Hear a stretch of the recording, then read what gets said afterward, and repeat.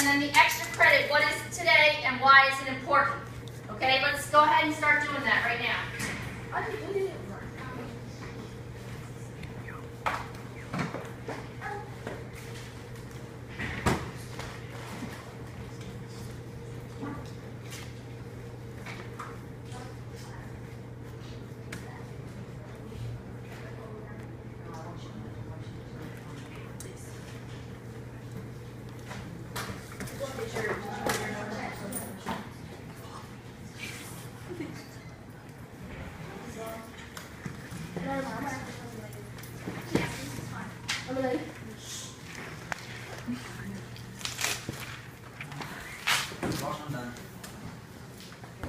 I'm coming around with my stickers.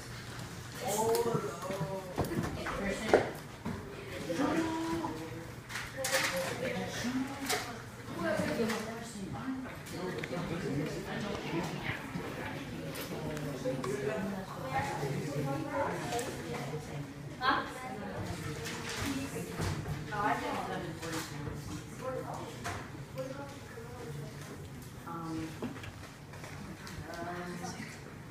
Trying. But you can still answer at least you can answer what today is. How much for design or Today is $20.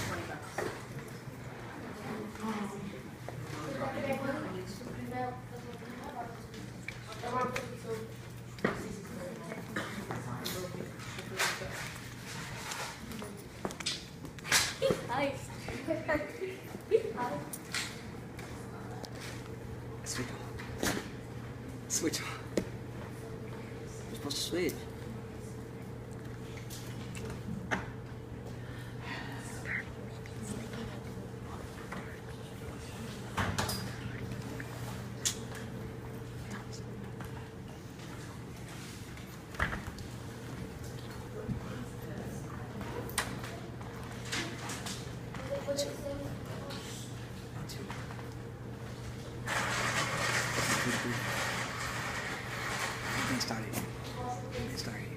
Today's 11. You're gonna learn why.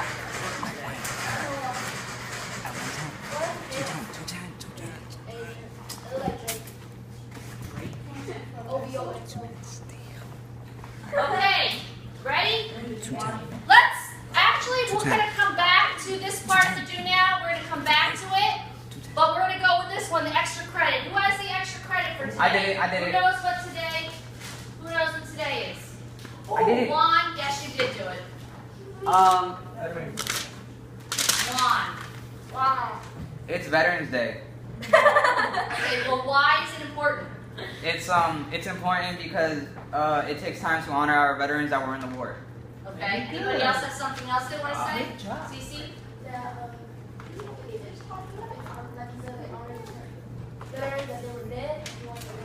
No. It honors the ones who are dead and living. Okay, good. Now here, what I'm going to show you today is a quick video. Oh, and honor the family. Honor that died. Honor the family too. It does take the sound. You're right. All right, ready? Okay, not a fire. Stop. This content is currently Why so loud? Oh, we did that last time. I think you look. All right, here we go. Status. Check it out. A first of its kind. Wow. Yeah, don't let it hurt your feelings. I always have stuff before anyone else. This is the best thing ever. It can give you all of the... Wait, your car has Wi-Fi? Yep, it's the best thing ever. Cool. Cruise from Chevrolet, the first and only car company to bring built-in 4G LTE Wi-Fi to cars, trucks, and crossovers. You probably know that every year on November 11th, Americans celebrate Veterans Day to honor the millions of men and women who have served or are serving in the nation's armed forces. But bet you didn't know the whole story behind the holiday. For starters, it wasn't originally called Veterans Day, but Armistice Day, to commemorate the truce signed between the Allies and Germany in World War I on the 11th hour of the 11th day of the 11th month of 1918. The first Armistice Day in the U.S. was celebrated on November 11th, 1919. All business was suspended for 2 minutes starting at 11 a.m., and parades and public gatherings were held to commemorate the occasion. Later, America also began honoring its unknown soldiers on Armistice Day, a tradition that continues today. At 11 a.m. every Veterans Day, a color guard ceremony represents all branches of the military at the Tomb of the Unknowns in Arlington National Cemetery. In 1954, the name was changed to Veterans Day, following a national campaign to have the day honor all veterans, not just those who served in World War I. And did you know, for 7 years, Veterans Day was actually celebrated in October? In 1968, Congress moved Veterans Day to the 4th Monday in October, so that government employees could enjoy a long weekend. But in 1975, President Gerald Ford returned Veterans Day to November 11th due to the historical significance, and that's where it sits on the calendar today. And do you know the difference between Memorial Day and Veterans Day? Both of them honor those men and women who have served in the military, but Memorial Day honors America's war dead, while Veterans Day honors all American veterans, living and dead. The U.S. Census Bureau estimates that there are currently over 21 million living military veterans in the United States. More than 16 million of these served during times of war, while 5.5 million served during peacetime only. So this Veterans Day, don't forget to say thanks to some of the millions of men and women who have served our country. Thank you. Okay, so basically what I did was I decided, can we turn the lights on please? I decided to show you a little video only because I want you to see, this is my dad, and he was a veteran, and he graduated from, well, he didn't actually officially, he wasn't able to graduate from Trenton High because he actually got called in to go serve in Korea. So my dad fought in Korea, and so he was in the Army Reserve, and so they called him up to go fight in Korea. So he got his diploma from Trenton High after he got back from the war. Yeah, this is my dad. He's still alive, and so today is the day that I think about him, and I think it's a huge deal. He's in the Army. Yes. Was he like injured? No, he wasn't injured. Nothing happened to him. It was just, like I said, it's just a day to honor those. Did he ever fought with guns? Oh, that's cool. How old is he? My dad is 82. Okay? Alright, so let's get started. How did our author organize her text? Yes. Because she used subtitles. She used subtitles to help organize from the title to the subtitles. What else did she do? Sidebars. Okay, those are all text features, and that's part of our focus. Text features. But how is she organizing it? How is she organizing it? Details to support. That is exactly what she's doing. Details to support her points. That is descriptive. Okay, that's descriptive writing.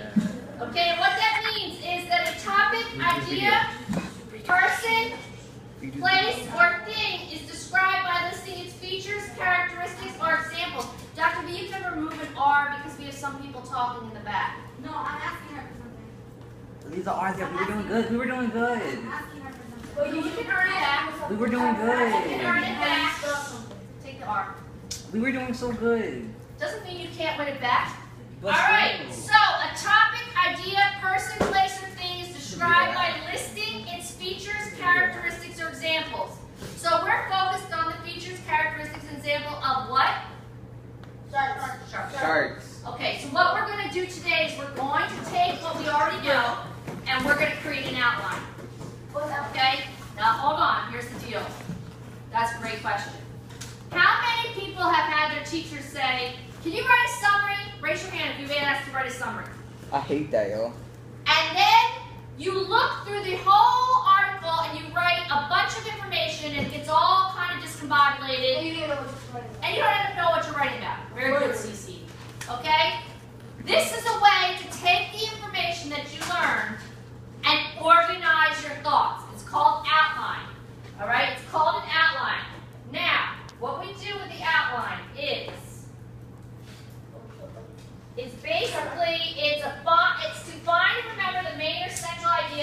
So to define and remember the main idea in the text, you create an outline. It's a summary of the article's most important information. So you're summarizing in an outline. Okay, and basically you are going to use Roman numerals to help you create this as well as letters. Now this is an outline here. This little example doesn't exactly work for me. So what I'm going to do is I'm going to show you an example. But Dr. B is much better at explaining how to do the outline structure than I am. So I'm just going to show you a little bit of what I started. Okay? Just a little bit of what I started, and then Dr. B is going to take over. Dr. B, the bottom. That's good. All right. I think I understand that's not a little bit. All right. Outlining. The reason why we outline is more or less to prepare us for writing an essay or research paper or whatever. Is the planning that we do, more or less like you're using graphic organizer. But in this case, it's not in boxes or shapes or whatever, but it's still a way of organizing your ideas and your thoughts. And what you do when you're organizing your ideas in order to write is the main idea is the first thing. So what do you know about charts? So that's the first thing. That's the main idea. So everything that you are going to be writing about is going to be about charts and what you know about it. So now, the subheading usually is the first Roman number. So we have I, and what are charts? So now, A is going to answer that question, and B will also answer the question. So in some cases, you might see A, B, C. In some cases, it might even break down and you have 1, 2, 3, 4, depending on how much you want to write about. So this is the subtitle. This is the main idea. So that's why whenever you're writing, even in your paragraph form, when you're writing an essay, your main idea will always be at the top, and then the supporting details. So all your A's and B's are the supporting details that will support what charts are. All right? So what I'm going to do, Ms. Walsh outline, show you the outline. I'm going to go around. I'm going to put this paper, green and salmon paper, on your desk. The salmon one is A, and the green one or yellow, bright yellow one is B. All right? Later on, we'll explain to you what you're going to do. So don't touch it, just listen and do the outline with Ms. Walsh. Okay, what I would like for you to do is open your textbook to 908. 908.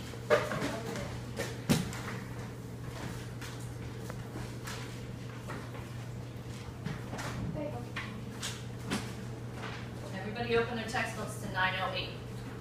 Oh yeah.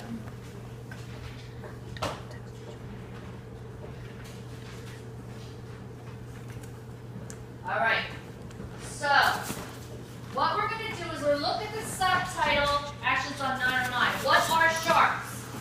Okay, can someone read that aloud to us, please? What are sharks? Someone read it aloud to me, Chaz. Sharks are fish with skeletons made of rubbery, cartilage, soft vegetable tissue instead of bone. They are cold-blooded, unable to generate their own body heat, breach through gills, respiratory organs, and have a two-chambered heart.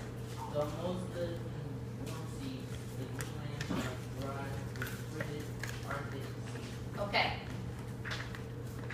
Someone find for me, right now, 2 facts that we can take out of that paragraph. 2 facts that we can take out of that paragraph and raise your hand. 2 facts that we can take out of that paragraph and raise your hand. Okay, Chad, since you read it to us, give me 1 fact. That they're cold-blooded.